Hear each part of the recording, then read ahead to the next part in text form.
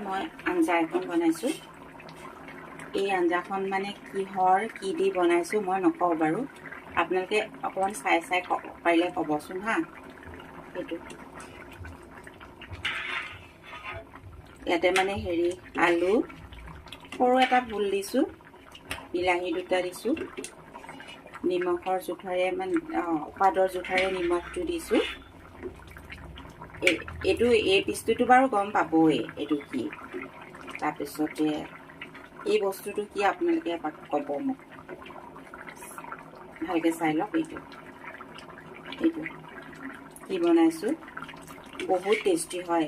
জোলখন মানে ভাতটো অকণমান মানে শুকান পুৰা শুকান মানে থলথলীয়া ভাতটো বুলি যিটো কয়, পেনপেনীয়া ভাতৰ লগত আকৌ বেয়া লাগিব। মানে থলথলীয়া ভাতৰ লগত আপুনি অলপ টেষ্ট কৰিব বা